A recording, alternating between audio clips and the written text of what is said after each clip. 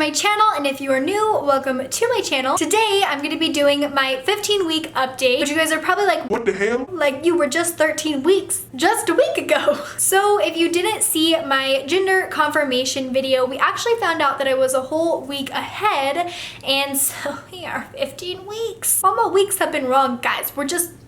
I'm sorry. Which makes a lot of sense now, and I kind of want to talk about this because there was a huge reason why I did think I was having a girl, and that was because of the time that I conceived. Obviously, it's not a for sure thing, guys. I just want to put that out there. There's no foolproof plan to have a girl or a boy, and we were not trying to have a girl or a boy, but what happened was I thought that we conceived about 3 to 4 days after the last semen was left inside of me. There's no good way to say that. I'm sorry, it sounds really nasty, but there's no good way to say that. Anyway, girl sperm are a lot slower than boy sperm, and they are able to survive in acidic environments a lot better than what boys can. So, given that I conceived 4 days after, I was for sure that I was gonna have a girl. Especially when we thought I was 4 weeks, I was actually 5 weeks, which makes complete sense of why my pregnancy test was that dark, but we thought I was 4 weeks, and girls are known for having more of the HCG hormone than what boys do, so given that my test was so dark because of the hormone, I thought that I was more than likely having a girl. And so those are the reasons. It wasn't because of the old wives' tales said that it was gonna be a girl or anything like that. I don't believe in that, but I did think science was more so on the side of having a girl, and that is why I was like, I'm for sure having one. But it makes sense now, because if I am a whole week after, that means we conceived right after the semen was left inside of me, or very close after. Obviously, ovulation tests are just a prediction, so it doesn't mean I actually ovulated 2 days after I got my positive test. So I'm just confused. I thought I knew my body, but apparently I don't. And yeah, obviously I am more than happy that we are for sure having a boy. That is what I wanted to hear whenever we did get the confirmation, because I was already told I was having a boy. I was game for having a boy, got myself really hyped up, and if I was told that I was having a girl, I would have just been confused and like, what is going on? My rant is over. Or was that even a rant? My ramble is over. So yeah, long story short, I'm a whole week ahead and I'm pumped for that. So I'm just gonna jump right into my symptoms. The first symptom that I have never gotten with Grayson, which is super weird, is I am really itchy.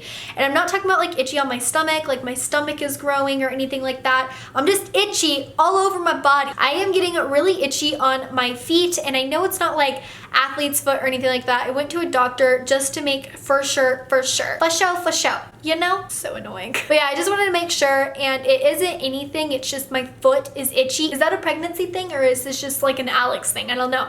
I'm also very itchy, like right here, I'm super itchy, and I don't think it's, I don't know, I felt the itch from like growing, and then like, you know, you're not supposed to scratch because that could cause stretch marks or whatever. It doesn't feel like that itch. It's like my bones feel itchy. Does that make sense? Do you get, am I alone on this? But yeah, and it hasn't been fun because it doesn't, like, it's not going away. Like I can't get to my bones to itch them, and it's not comfortable. The next thing that is not very comfortable is my headaches. The headaches have not gone away, and now it just feels like congestion in my head. Is that a thing? Like it feels like there is so much pressure in my head. Like I feel like there is a whole cloud that just shoved its ass through my ear.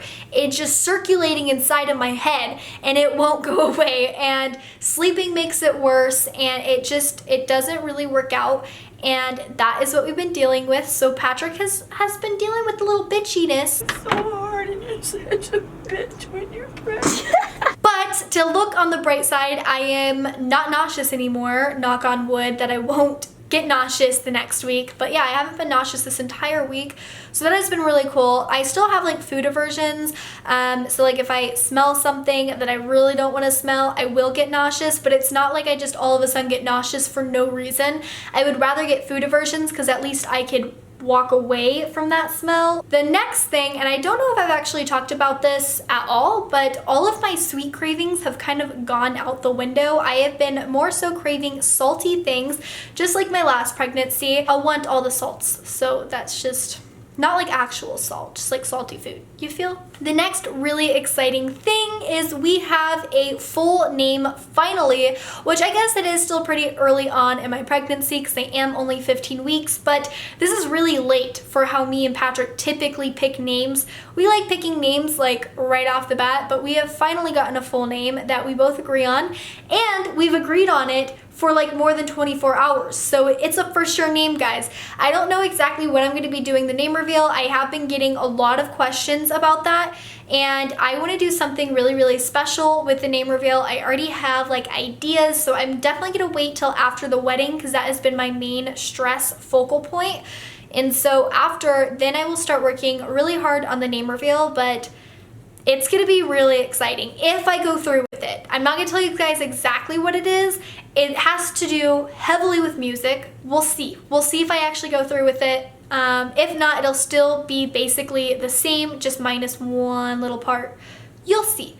You'll understand when you see it. The next thing I want to talk about is my water birth. So I've actually been getting a lot of questions what kind of birth we're going to be doing.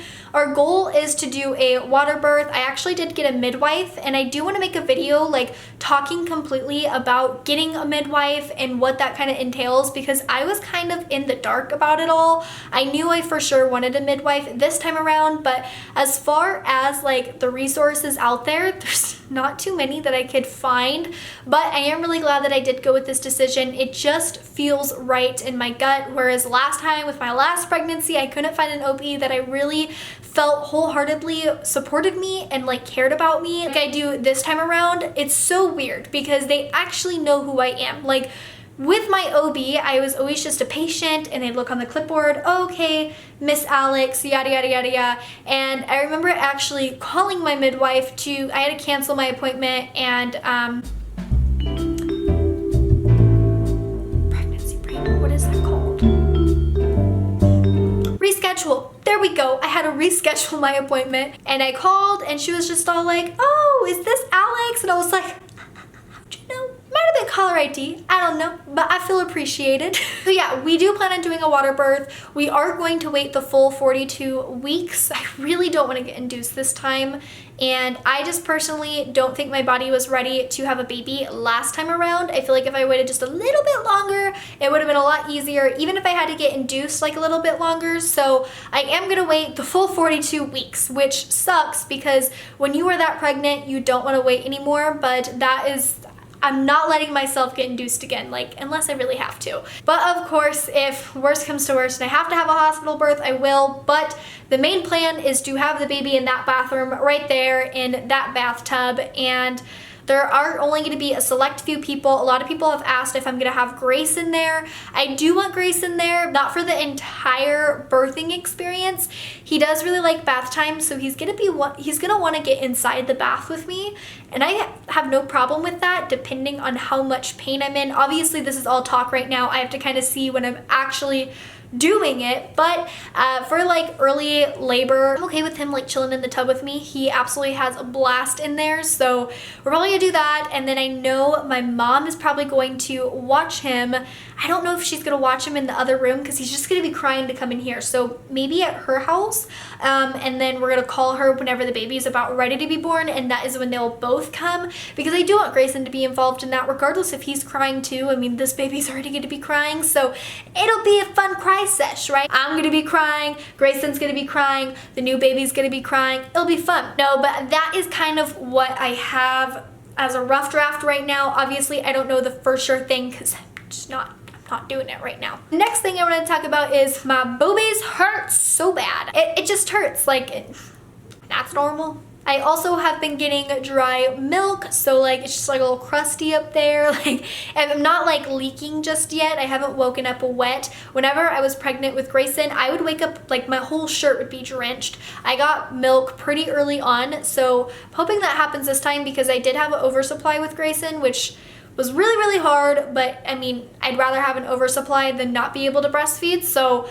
I was okay with that. So I'm hoping the same thing, or just like a normal supply, whatever you want to supply me with, I'll be okay with. And the last thing I want to talk about is he hates the Doppler. We have a Doppler. I don't know what kind it is or where Megan got it because I'm actually borrowing it from Megan. She got it whenever she was pregnant with Jax and she still had it, so she is letting me borrow it, and every time we use it, he moves. Like, he'll move all over my stomach and I can't really feel it too much, so I'm kind of second guessing me feeling him before, even though it was like for sure that I felt him, because whenever he moves I don't feel him moving. Maybe it's just certain movements I feel. I don't know. I hate the stage because you're like, I think I feel something, I don't know, and I just can't wait till it's like for sure and you could see it out of my stomach like an alien. Grayson loves the Doppler. Oh my god, he loves playing doctor, and he'll put the Doppler on my stomach, put it up to his ear, and you can't hear anything. He can never get the baby because he doesn't press hard enough,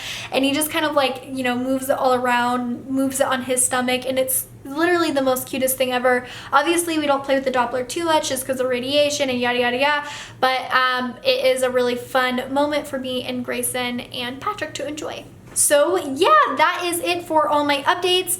And now we're gonna show you the belly. You also want to note that I ate a lot today. It was Patrick's dad's birthday, so I had a full cake. I had like 8 pieces of pizza. I'm kidding, but I did have a lot of food, so I am a little bit more bloated than what I guess typically would be, but we're gonna show you the full baby. Also, fun fact, I am in pajama shirts while I am wearing a normal shirt just for the video because I was chilling at home. But this is him. It's my little baby boy. Here is the front. So yeah, I hope you guys like that, and I'll see you guys next time. Bye.